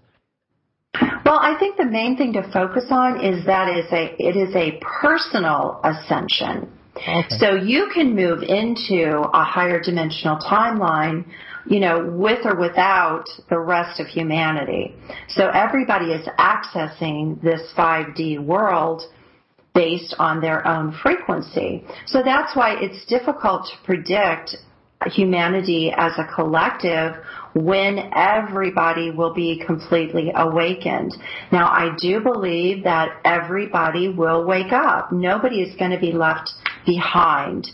And those who absolutely refuse are going to be taken out. They're just going to be removed from the game. Yeah. So that everything can finalize and finish. But it really is a personal ascension, too. Okay, because some people have said that the ascension should have happened, or something major should have happened around 2012, but it was delayed because not enough people were awake. And we have seen a major difference in the 8.5 years that we've been on the air of awakening, of people actually beginning to understand it and get it and question it. And we were told, obviously, the energies have something to do with that as well, and people are feeling different things. So it all sounds positive. So to sum up, on the stuff we talked about, and to finish things up, what's your feedback, or what comments would you like to add to finish up on in a positive way about what's happening? Well, I think everybody needs to focus on the now moment, just living in the now moment, being thankful, being grateful, focus on your love frequency, raising your own personal frequency. It seems like, when we look to the future, there can be a lot of anxiety about what is going to happen.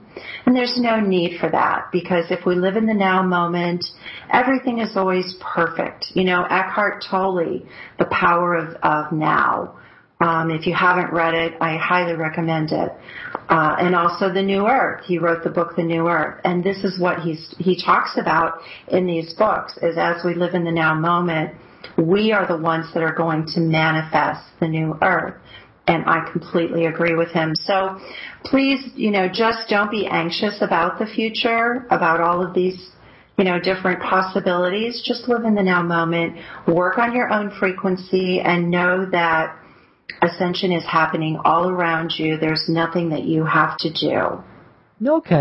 Okay, and just go with the flow. It's all going to happen anyway. But if people want to accelerate their increase in consciousness and their energy vibration, then they need to be focusing more on the 5D way of thinking, and maybe meditate and focus and put it out there and focus on the positive. Would that be fair to say? Absolutely. Quieting the mind, spending time in meditation or walking meditation, get out to the woods, get out to nature, sit under a tree. The trees are able to download ascension energies to us and different frequencies that we need. So get out in nature, get out under a tree, work on controlling your ego. And living in the now moment is also a way to kind of, put your ego in the back seat, because the ego is always tied to the past or the future. Exactly. We have a quick question for you before we let you go, Steve. Yes, Beverly, we've got two quick questions. We'll try and squeeze in two.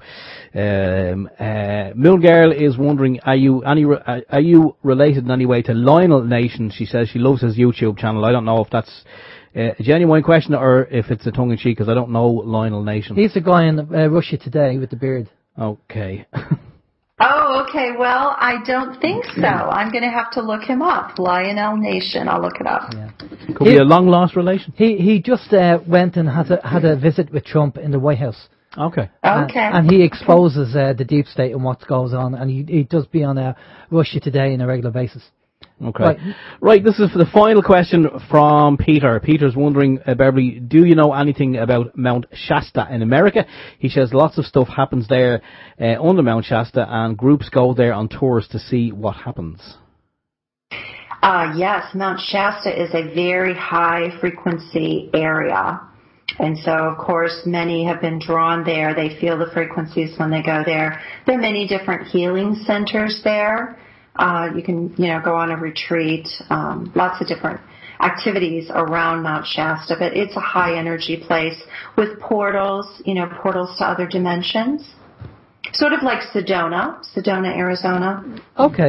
Okay, Beverly, we've reached that time. Thank you very much for coming on. That's much appreciated. Thank you. I appreciate it. Great information there, and loads of things for people to have a think about and go and research. I'm going to pass you over to Steve. Steve's going to get all your contact information, where people can find you on the internet and stuff like that. Thanks a lot, Steve. Perfect, thank you. Yeah, Beverly, it's absolutely been fantastic. The 2 hours have literally flown by. We do have a link here to your website, beverlynation.com, and we also have a link to your YouTube channel, which we have posted up on the chat rooms there during the show, so people will most likely check those out. Are there any other ways that people can, or any other formats where people can check out some of your work, maybe? No, that's it. Yeah, that'll be fine. Brilliant stuff. All right, Beverly, just stay with us there. We're just going to go off to a musical break, and we'll be back after this. This is Open Your Mind Radio on OYMradio.com and peoplesinternetradio.com. Okay, that's great information there from Beverly Nation. We'll pop the links up on the chat rooms there just before we go as well. Very interesting, I suppose. And that book that she mentioned, The Power of Now, Alan said he's actually read it, and a few other people on the chat rooms have said they have read it also. Fantastic work. I've got a link there for a download for an audio book of it for anyone who may want to listen to on their way in from or to work or from work or just sitting around the house. I'm not sure if it's free, but I'll stick that up on the chat room as well. Just reminded that the podcast that we did yesterday on the United We Start is available on the unitedwestart.org website. We actually talked about 9/11, and we all talked about what happened, what we were doing at the time of 9/11 when it happened, and part of the awakening of ourselves because of 9/11. And we also talked about Trump making a State of the Nation address, about people being prepped and getting ready and all that. Now, every year that happens in America, but every year it's normally FEMA, I think, that actually says it. This year, Trump said it, and we were thinking, okay, that's interesting, if Trump is saying it rather than FEMA saying it. So, are they expecting something to happen? I don't know, especially on the anniversary of 9/11, which is in 2 days' time. So, check out the podcast anyway on unitedwestart.org. And have a listen and see what you think, and see is there anything planned. Just keep an eye on what's going on around the world anyway. Any information you can let us know. The guest on the show for next week is Walter Graham. Walter is a very busy man these days, but he's said that he'd come on the show, and we're going to be catching up with Walter all about the electronic equipment and 5G and the dangers of all that kind of stuff. So we'll be touching base with Walter on that. Now, just very quickly, we're talking about karma and things happening and all that to Beverly when Beverly was on. And there was a car accident locally where I live. And basically what happened was there was a crossroads, and a lady, instead of stopping at the crossroads, she didn't see the stop sign, flew across the road and crashed into a 40-foot truck. Right? Jesus. And I just happened to come down. Literally, it must have just happened because the two ladies were kind of just out of the car, as were the truck driver. And I was just coming down the road where she flew across. Now, normally I go do my shopping on Friday morning, and for some reason, I don't know why, but I just had to use the facilities in the supermarket, which is something I never do. So I used the facilities and then carried on shopping. And that delayed me by a few minutes, definitely, by doing that. And myself and my partner were just thinking and going, what if I didn't use the facilities? What if I didn't actually do that and just carried on my shopping, and them few minutes were not taken up by that? Would I have been on the receiving end of that car? Quite possibly. And when we went back down the road a few minutes later, because we had to go off and go down to the town, there was another black car in an accident on that junction. And what must have happened was they must have been speeding, realised there was an accident, and they actually skidded and crashed into the wall. Ooh. So there was two cars that were in the accident there. And there was ambulances and fire brigade there and everything else. So you just, it makes you really think about, when you decide to, you always go down one certain road, and then for some reason your gut feeling or your guide or somebody says, you know what, today don't go down that road, go down that road. And that happens to me every now and again. I decide not to go down the obvious road and just go, for a change I'll go down this road. And you wonder why. Well, here's one for you. You know when I'm coming here, I come up a road and I reach another road, and I can go one of two ways. Have you ever been coming up to a junction where your higher self is off somewhere and doesn't engage, and you're going, oh, which way will I go? Will I go that way or that way? And then you kind of think, well, if I go that way now, there could be an accident. If I go that way, everything could be plain sailing, but which way will I go? And you put it out to your higher self, and your higher self goes, I don't know. No? Yeah, no, my higher self's on vacation, I think, a lot of the time, to be honest with you. He doesn't want to communicate, or she or he or it doesn't want to communicate. But that time, obviously, nature calls, and it just makes you really think. It does. You actually, it's age related, Alan, because you're getting to a certain age, and I'm sure we've all seen those ads on TV about, I'm not promoting product, but tenna lady for the leaky bladder. I mean, I don't know. I mean, you've said yourself you're over the speed limit. Yeah, I haven't got to that stage yet, but them brown knickers wouldn't suit me. I don't know. So I don't know. Oh. Anyway, we had one or two technical issues which we had, just a little bit of a noise in the background, but I don't think it went out on the actual the live stream. So we're going to check into that during the week and see what's going on. But if you have any news, obviously let us know. Any videos, any emails, just send us in. Not too much, folks. Sometimes we get emails in and they're like War and Peace, and it's too much.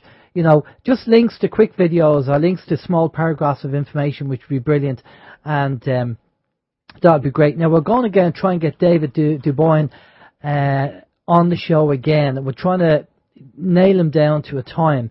He's the chap that was talking about the solar minimum, and he's the guy that was saying about the weather, that we're going to get more extreme winters and more extreme summers. And Harry, if you remember, Harry said to us that, he said, you think the weather's bad in Ireland in 2018, wait till 2018, 2019, and see what the weather is like then. So, I think, being prepped for all kind of reasons, I think is very important. Regardless of what's going on from the global point of view and the elites and everything else, but having enough food in, just to be prepped, just to be on the safe side, would be a very, very good idea. And one of the things that I was talking to somebody about during the week was a dehydrator. And you can use your oven to do the dehydration, but I mean, having the machine to do it would be better. And I think you get one for about 100 and odd quid. That's right, yeah, there's different ones. I mean, you can get one with one level or 2 levels or 3 levels. Bernadette Bowen actually used them, and she writes about them in the book.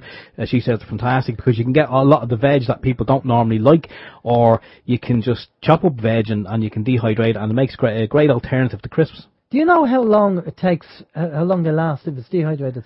Because a lot of that food that you buy is dehydrated anyway. Well, if I'm not saying dehydrated is anything like freeze-dried, but I mean, I know for a fact freeze-dried will last for a long time. Dehydrated, I suppose if it's not near any sources of moisture, it'll probably last for a long time, but I don't actually know. If anyone does know, let us know. That would be interesting. Yeah, freeze-dried. Because the freeze-dried machines are more expensive than the dehydrators. Yeah. And I think we did mention that on UWS yesterday, about getting these machines. I did have a look online to see them. Be curious, even if you got, a year dehydrated food, I don't know how long it lasts. We'd have to look into it, maybe email Bernadette Bowen and talk about it, and find out. But, and again, you have to look at your budget as well. I mean, we're all tight for money. And I have to laugh at some of these people on the internet going, go and buy gold and buy silver. Look, mate, we're just about able to afford to buy food, let alone buy gold and silver. You know, and unfortunately, we got asked about doing crypto again during the week. And we said, well, we're not going to go into crypto because if you don't have it in your hand, you don't have it. And the same with silver or gold certificates either. It's only paper. Unless you have the silver and gold in your hand, then there's no point. Unless, of course, we could get crypto and then convert it into euro. Yeah. And then get it in the hand. Because, like you say, and I agree, if you have it in your hand, you can do something with it. Yeah. You can do good or you can do bad, but you can do something. Mm. Okay, I'm hoping to meet up with Louise. Last week we had Louise on the show, who was involved with the Child Protection Awareness Group, a voluntary group that set up stings for sexual predators. And the good news is that the radio equipment that we said we'd get them came in during the week. So I'm just going to meet Louise during the week and present her with that technology. It's something that we've wanted to do for a while. And we were kind of saying, well, how can we help the group? How, you could make a donation, but I think the technology would have been good for them because they'll use it and save money on phone bills. So we're going to do that during the week, and we'll take a photo, and we'll obviously let people see the photo. And don't forget, the ebook of the very, very original OYM website that was set up in 2005 is available on the website oymradio.com. You can download it. And have a look at the ebook, and give us your feedback. Let us know what you think of interest. That's my kind of first attempt. Everybody says, everybody has a book in them, and there's been a few times I've had readings, and I've been told that I have to write a book, and I'm kind of fighting it at the moment. So that's my venture into writing an ebook. So anyway, for myself, Alan James, take it easy, have a good week. Stay safe, and if you have any news, let us know, and we'll see you next week. Bye-bye. Okay, and finally, I thought this was quite funny. In relation to dehydration, Chris said that Bruce Forsyth, anyone who's familiar with Bruce Forsyth, he was dehydrated and he lasted for years. Anyway, it's coming up to 9 o'clock. Barry Prince is up next on People's Internet Radio with the Big Puzzle. So stay tuned to Barry if you're listening on PIR. If you're on the OYM stream, we're going to disconnect now, and you will be, you'll hear a previous show. So until next week, take care. Bye-bye.